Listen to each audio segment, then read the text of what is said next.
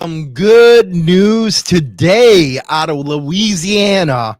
A member of the Bandidos is fighting back. They filed a lawsuit with an unlawful arrest.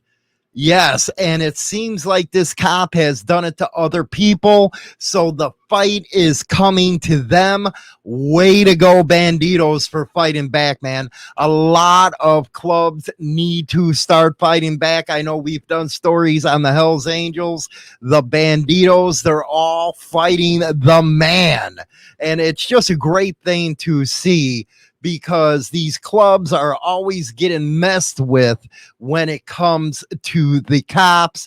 All kinds of misinformation is, or I should say disinformation, is always coming out of the media, the police. And you know, it's always funny when people jump on the media and police bandwagon and say, oh, you know, they're all gang members. Look at some of the shorts that I've done and some of the people's responses.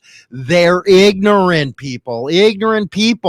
They just believe anything that is thrown at them. And here you got a dirty cop now that a Bandidos member is going after.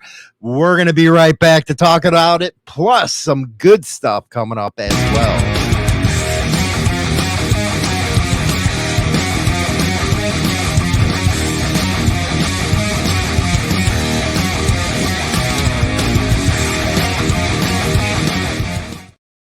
All right, we're going to go take our first story here.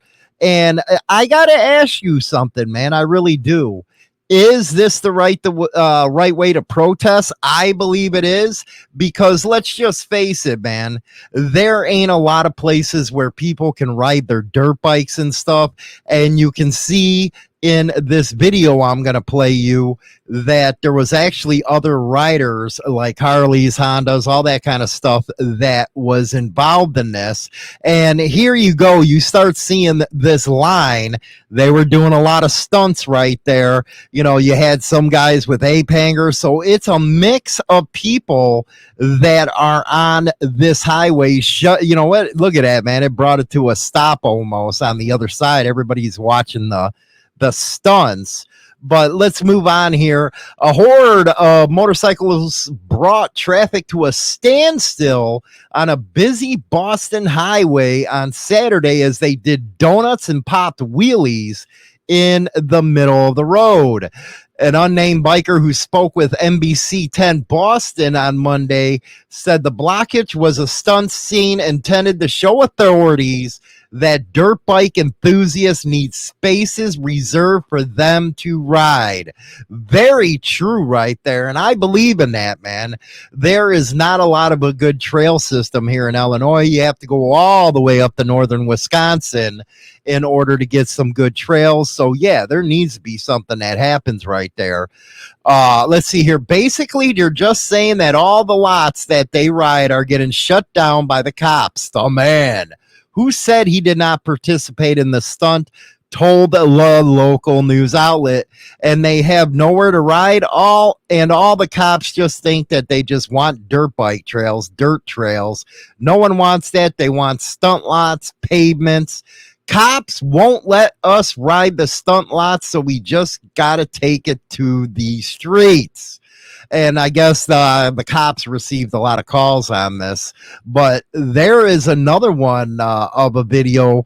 A lot of stunts going on right there. It's beautiful stuff. Way to protest, man. Way to protest. And I got to say, there needs to be a lot more protesting going on. I covered that one story where I talked about let me bring that off here. I talked about that Hell's Outcast getting thrown out of a brewery, I guess, up in Minnesota because of what he was wearing. Why don't everybody up there get together and just go show up and let it be known that we ride together, man? We really do. Anyway, this is pretty cool right here. even though it's out of Australia, it does have an international type of deal that happens. National Veteran Motorcycle Rally revs in the town, baby. Look at them old school bikes, man. What are they, like 1910, 1920?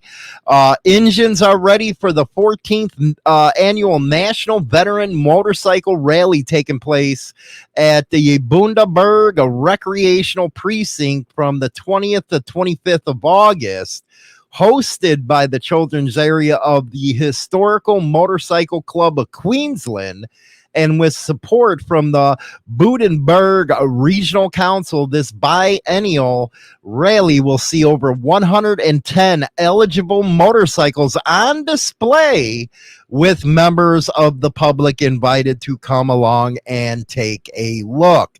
It goes on to say the prestigious event attracts both national and international interest, as it showcases motorcycles manufactured before the 31st of December 1918 as working examples of Australia's motoring heritage. That is awesome right there.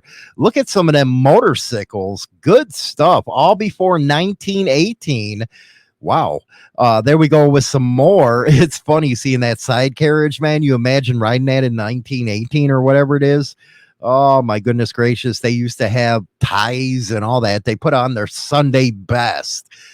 We got a event that was sent into us from a subscriber. It's called Bikes on the Bricks, and I guess it's going to be a police escorted type of ride. The 2023 Bikes on Bricks will be held on September 8th, 9th, and 10th. And let's check out some of the event schedule here. Friday, I guess the event starts with the police competition. No vendors or street closures yet. The beer tent's going to be open from 4 to 10. There'll be mini bike races in the main lot, and then the John Fett Courtlet performing in the beer tent. Then Saturday it goes on. The downtown streets are going to be closed for motorcycle parking only. There will be a ride from the Vehicle City Harley Davidson at 11 a.m. sharp, and then they'll have some bands playing the whole 9 yards, then a motorcycle show on Sunday. And what I'm hearing is this is a pretty damn good event. If you want more, this is going to be in Flint, Michigan. Just don't drink the water. Bikesonthebricks.com. Let's go to our main story right here. Lawsuit to be filed against APD officer for wrongful arrest. All charges dropped against the victim, and that's what it was, is he was a victim of not only profiling but police corruption.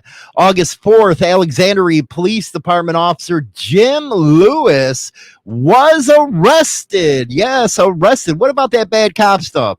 Now, since he's a bad cop, doesn't make them all bad cops? Well, in my opinion, but logically, we have to look at this and tell you people out there that rob these cops, that they go down for the same crimes that bikers do, and it doesn't make everybody a criminal, now does it? Oh boy. He was arrested with by his Louisiana State Police for malfeasance in office and injuring public records changes in connection to a shoplifting case, meaning he was forging and all that kind of stuff. Now, another lawsuit that names Lewis as a defendant is making its way through federal court, claiming Lewis wrongfully arrested James Milligan, 53, of Ball. In February of this year, Milligan was arrested on 1 count of interfering with an investigation and 2 counts of illegal carrying of fire weapons, which have all been dropped after prosecutors found he committed no crimes and there was no possible probable cause for the arrest. And it had the body cam footage, and I believe Milligan had, again, concealed carry permits right there. Milligan, who has never been arrested before, is a member of the Bandidos Motorcycle Club. He believed he was profiled by Lewis because of that, and we've seen that in Texas. It's uncalled for. I mean, it goes both ways. Should we be profiling the police? Rock and roll. I love it. I don't need to be profiled. I have the freedom to ride a motorcycle and enjoy life. There's no law against that. You tell him, baby. Documented on the body cam footage, the first thing Lewis says after he sees Milligan in the parking lot is, tell me you're a 1%er. Ooh, tell me you're a 1%er. Later during the arrest, Lewis admits to profiling Milligan because the jacket he was wearing identified him as a Bandidos member. Goes on to say, Randall Hayes, who represents him, we have every right in this country to affiliate into a club.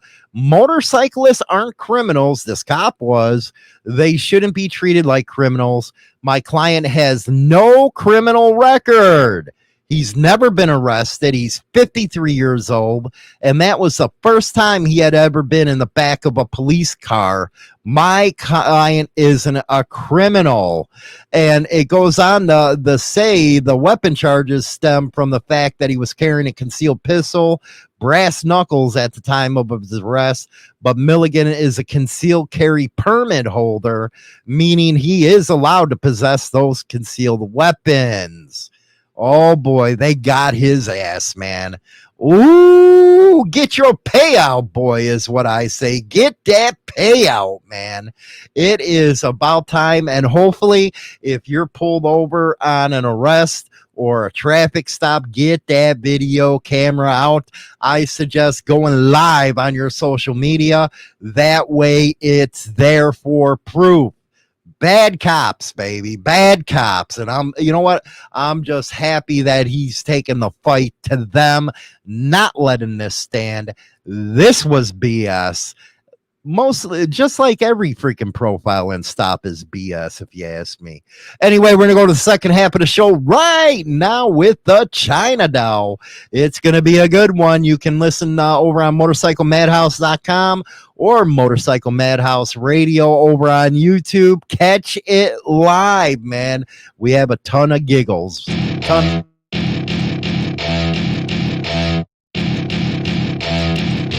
The Insane Throttle Members Only Club on YouTube or Spotify and receive exclusive content. Your membership in the Throttle Club helps keep the show going strong. Is an in-depth look at the trials and tribulations of street gang and motorcycle club life. This isn't the run-of-the-mill book that doesn't give the goods. This book will go into detail of events that actually happened. All materials in this book have been approved by those involved. There is nothing poetic, nor is there any price worth paying for the life we choose to live on the streets. James Hollywood Machikari.